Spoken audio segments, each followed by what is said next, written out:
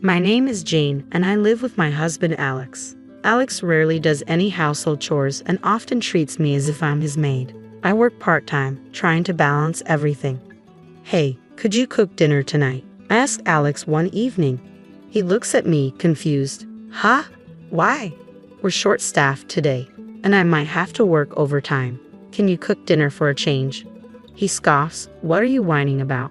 I'm the one who brings home the bacon. It's only natural you do all the housework. His tone is dismissive, making me feel small and insignificant. So, I let the matter drop. One day, as I was finishing up some chores, I heard a cheerful voice. Hey there, I'm home. A man walked in energetically. It was my brother-in-law, Mike.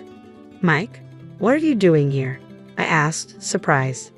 What do you mean? This is my house, he replied, confused. It seemed he mistakenly believed he was at his parents' house, and our conversation felt completely out of sync. Oh, if it's not my folks' place, you should have just told me that, Mike said. I did tell you that, I responded, a bit exasperated. Well, since you're here, make yourself at home, Alex said unexpectedly. Wait, what? Why are you okay with this? I protested, but Alex ignored me, and so Mike stayed with us. From the beginning, it was clear that Mike was an incredibly rude guest. Hey Jane, I'm helping myself to the beer in the fridge, Mike announced one day. What? I was shocked. He acted as if the house were his. When do you plan on leaving? It's already been 3 days, I asked, hoping for a definitive answer. What? It's only been 3 days. Let me stay a bit longer, Mike replied with a nonchalant smile, seemingly oblivious to our discomfort. But that beer is Alex's, I pointed out, feeling my frustration grow. So, why don't you just buy some more? Mike retorted casually. It's not about the beer. I wanted to argue, but it seemed pointless to explain. I ended up staying silent. When is your brother planning to leave? I finally asked Alex, hoping for a resolution. Huh? What do you mean? Mike isn't going anywhere anytime soon, Alex replied, surprising me. What? But he said, I began, realizing Mike had no plans to leave. It turned out he had a falling out with his parents and didn't want to return home. He had mistakenly believed this was his parents' house, though now it seemed he might be playing along. Anyway, where's my beer? Alex interrupted. Well, it's gone. Mike drank it, I replied, feeling a mix of frustration and resignation. What? Seriously, just go buy some more. Alex snapped angrily, leaving me no choice but to head out to buy beer. As I prepared to leave, Alex called out, Oh, Jane, while you're out, grab some snacks too. Why can't you buy it yourself? Nah, it's a hassle. It's your job as the housewife, he said dismissively, treating me like a servant. Please, enough is enough. This behavior is disrespectful, and I won't tolerate it. Ha! Are you standing up to me? Mike suddenly took on a threatening demeanor as soon as I challenged him. Look, I'm not trying to overstay my welcome. I'm just crashing here for a bit, okay? But, shut up, no buts. Mike insisted firmly, making me feel overwhelmed by his pressure. Just as I struggled to respond, Alex walked into the room. What's going on? Why are you two arguing? Alex asked, clearly confused. Well, Mike won't leave our house, I explained decently. So what? It's okay if he stays, right bro?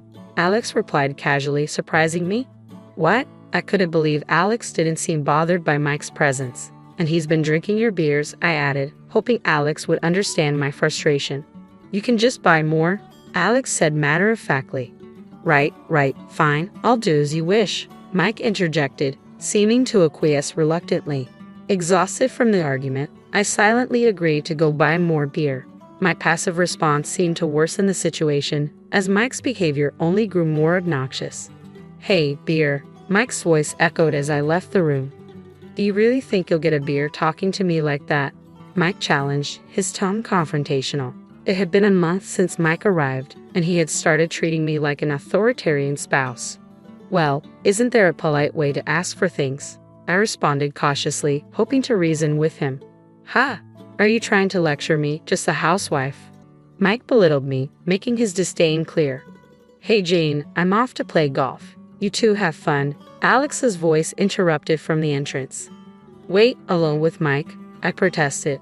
Yeah, so what's the problem? Alex shrugged. There's a big problem. Given Mike's behavior lately, it's obvious he might cause trouble. Can't you take him along? He's not into golf. Alex brushed off my concerns, leaving me alone with Mike despite my objections.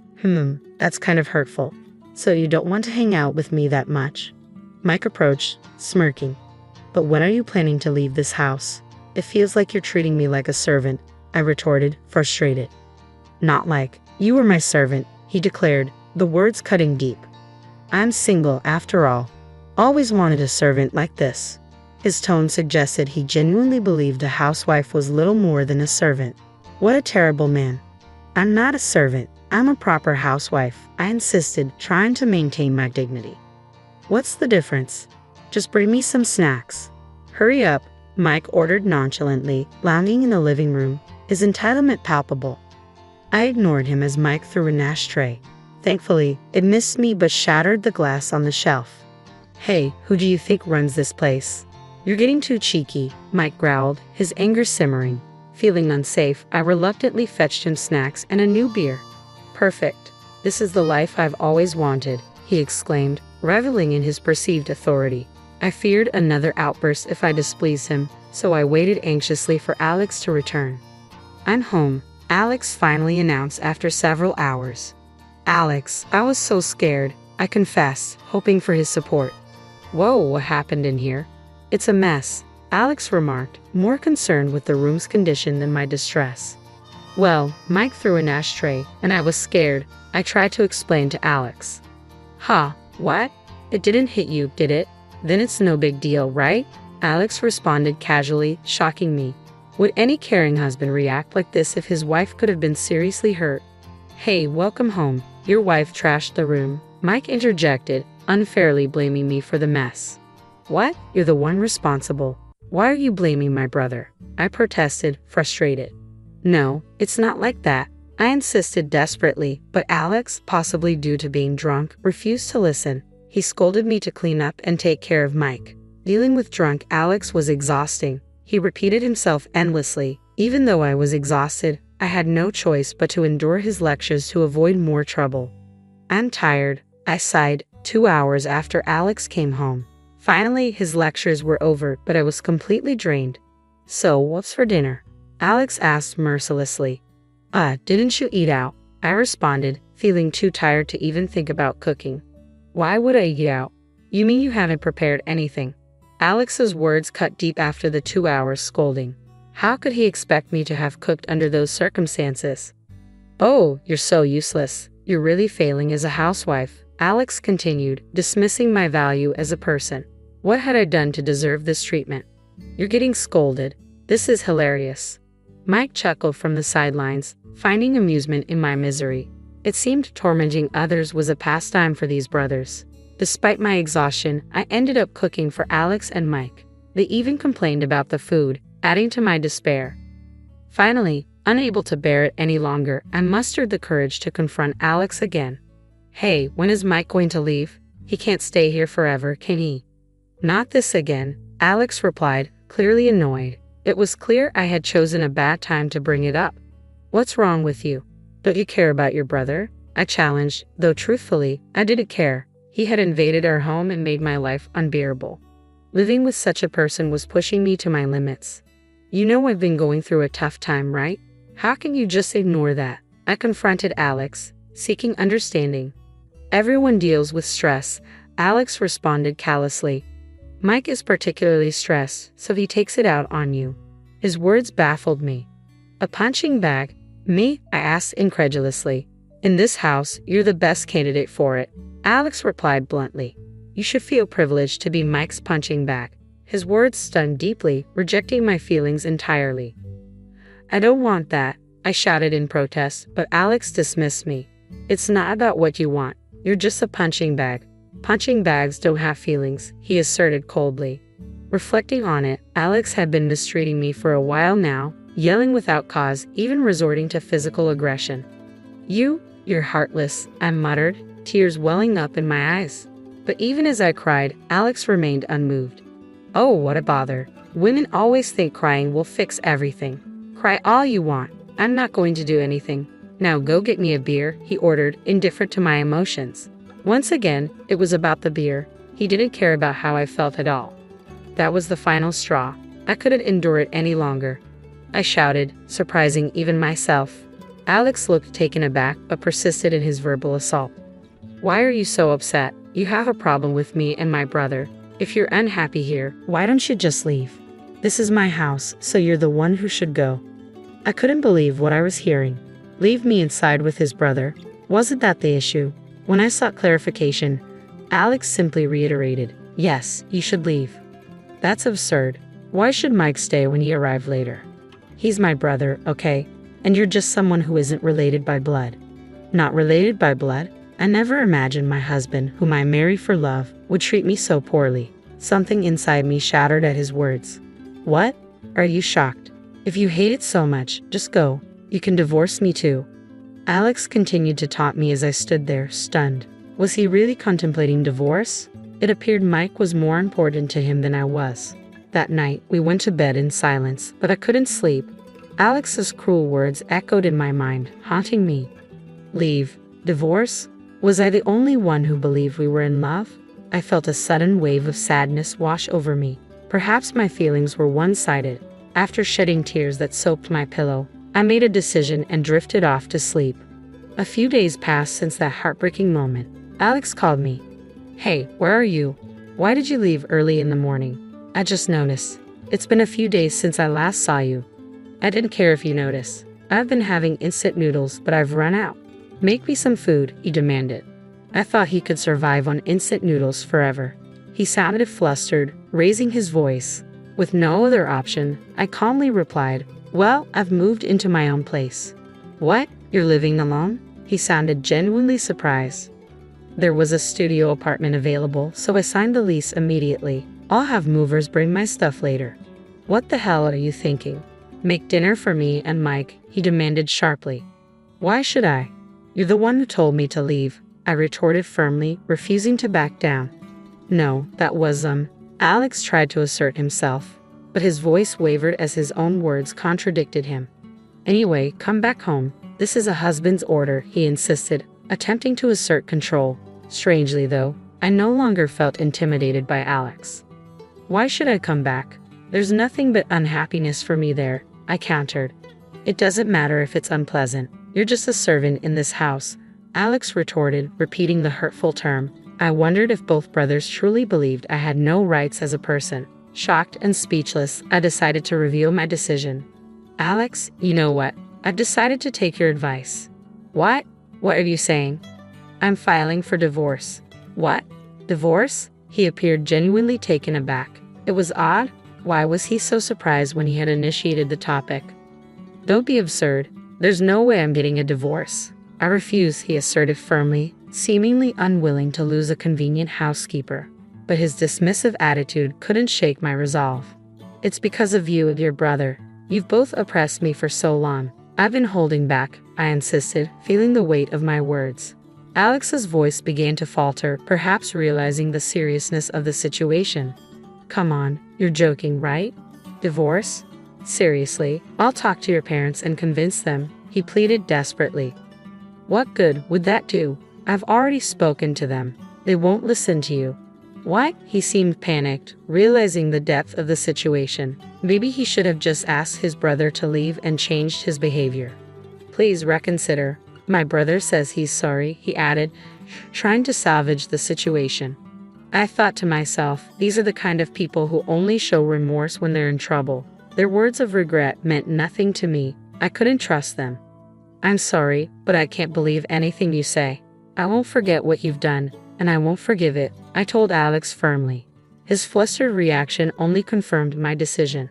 Please wait, I'm begging you, Alex pleaded desperately, but he hadn't taken action when I begged him to address his brother's behavior. The more we talked, the more pitiful Alex appeared. Goodbye. There's nothing left to discuss, I stated, finality in my voice. Wait, let's talk. Look, reconsider the divorce, he urged, grasping at straws. I proceeded with the divorce proceedings through my lawyer, and it was successfully finalized. Alex and his brother ended up in a major argument over household responsibilities, leading to both of them landing in the hospital. After everything they put me through, they got what was coming to them. Now that I'm single, my life is far easier than it was with Alex. I only wish I had left him sooner.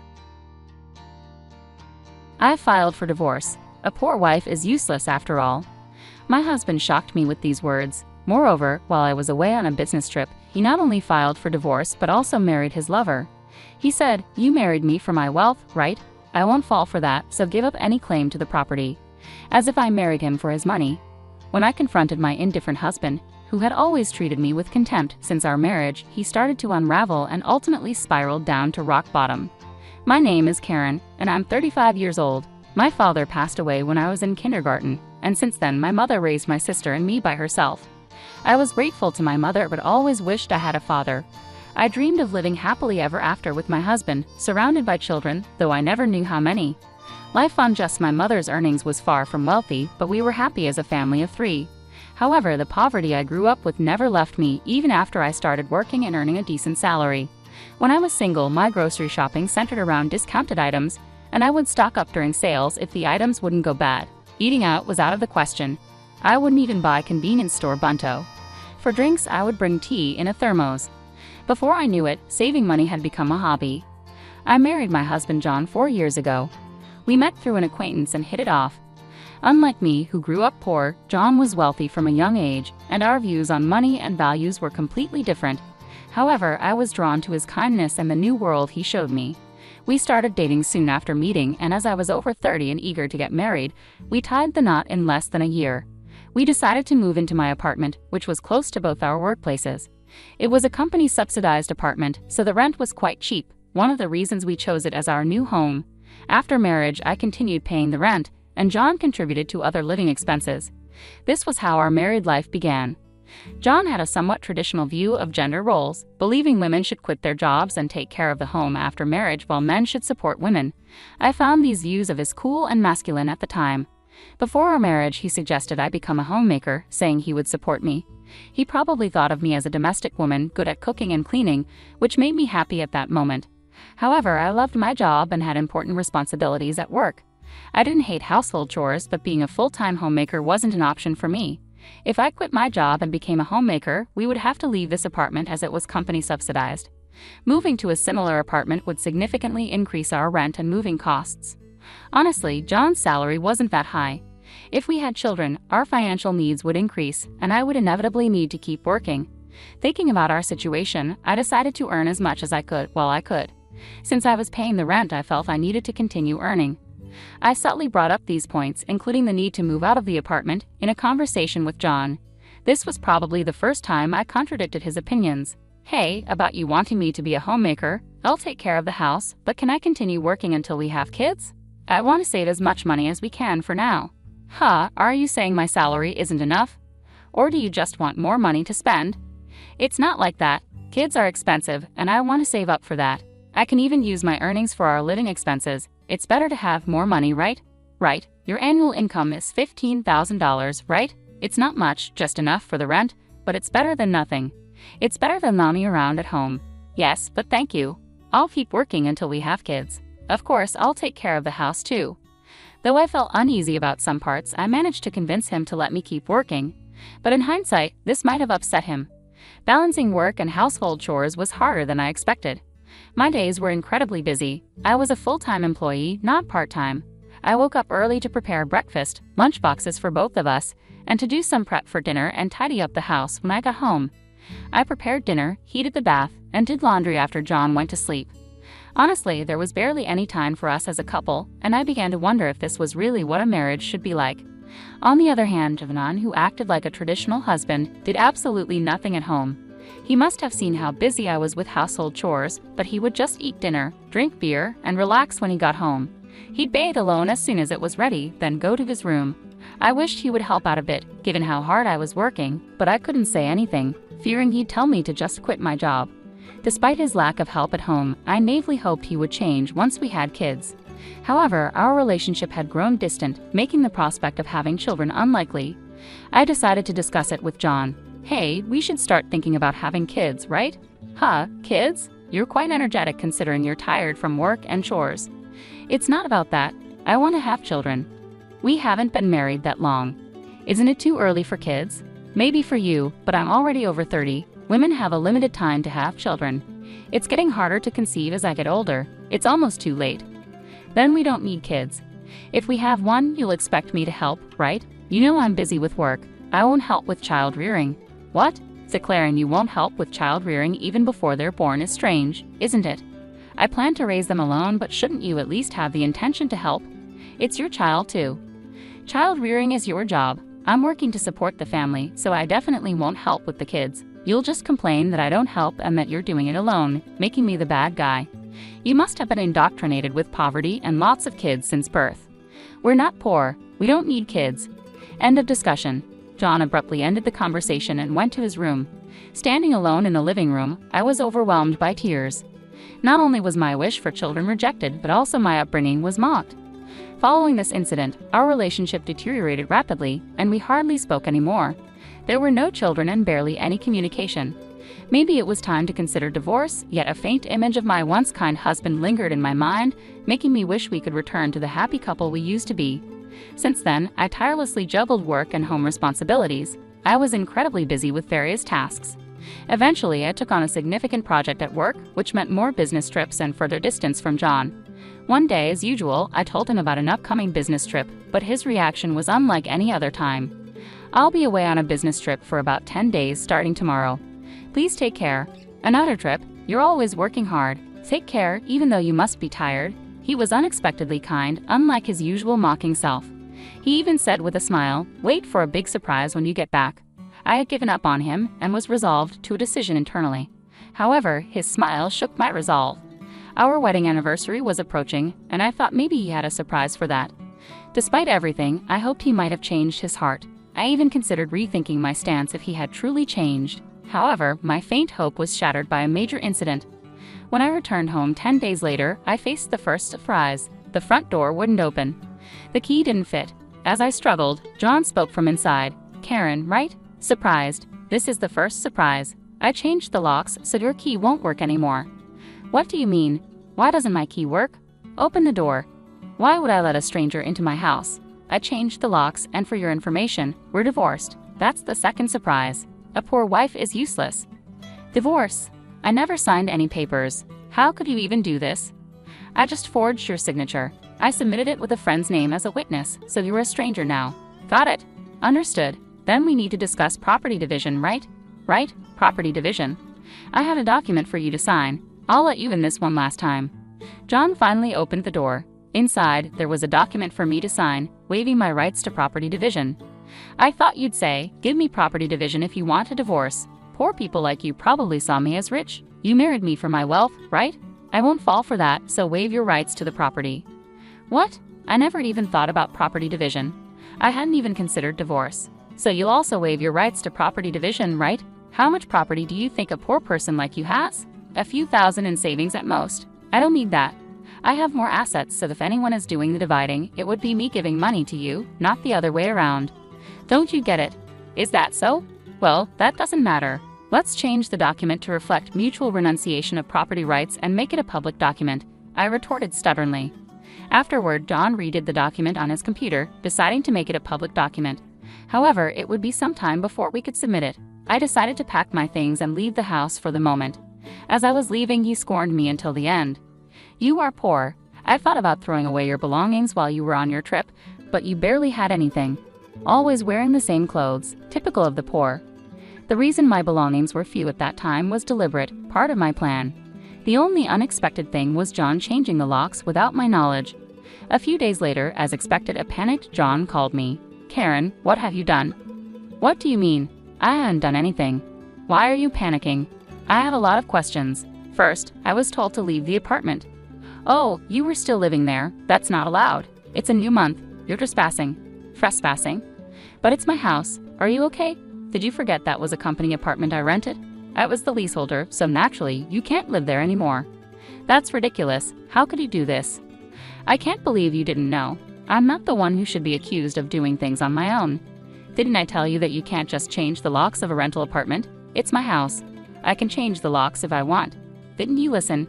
It was my leased apartment. Even if you were the leaseholder, the owner is the apartment manager. You can't change the locks without informing them." "Is that so?" Also, I terminated the lease while you were away. You terminated it so early, I was allowed to live there until this month. I was planning to return, but now you've unlawfully altered someone else's property, which could be considered criminal damage.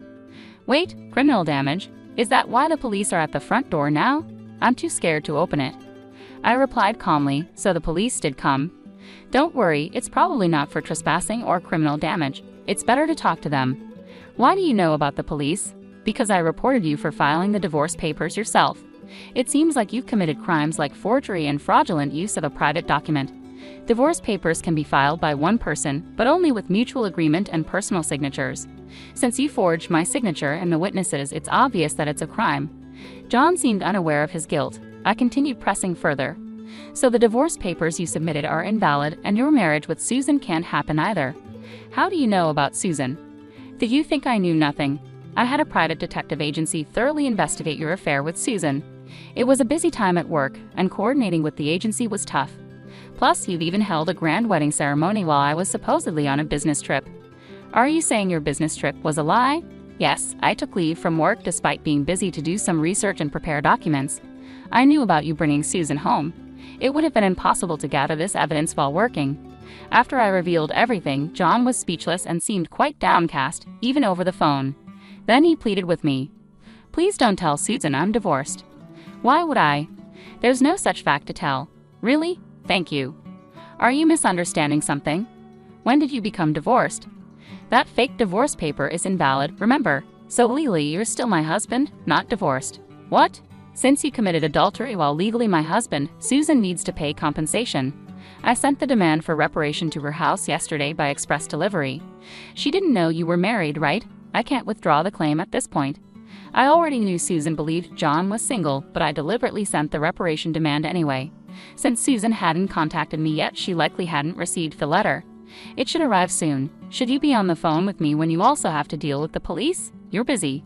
I'll ignore the police. I won't be arrested. I'm going to Susan's house now to get the letter back before she or her family can accept it, he said, hanging up abruptly. He probably went straight to Susan's house to wait for the postman at the front door.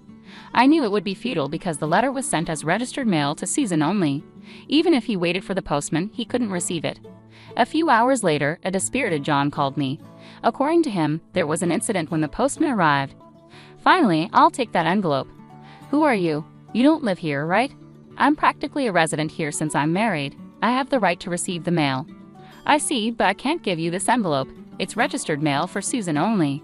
What? Give it to me. Absolutely not. If you're so eager, ask Susan for permission.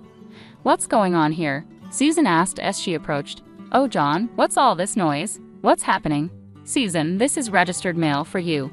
This man insisted on taking it. Sorry for the disturbance. Now I'll be on my way. What's this? A demand for reparation. John, you were married. What's going on here? Sorry, it's just, she's an ex-wife from a long time ago. I was embarrassed to say I'm divorced. I'm sorry for keeping it secret. But it's strange, isn't it? We haven't been dating long, and a demand for reparation. If you were divorced before we started dating, there shouldn't be any problem, right? Well, my ex-wife is crazy. Maybe she's demanding reparation out of spite because I got married. That was the excuse he gave, but such a lie was quickly exposed. The envelope included a letter I wrote along with my contact information. Susan called me directly, and in that call, I told her about the affair, the invalid divorce, and that they had a wedding ceremony while he was still married to me. Although they had a wedding ceremony, they hadn't submitted the marriage registration yet.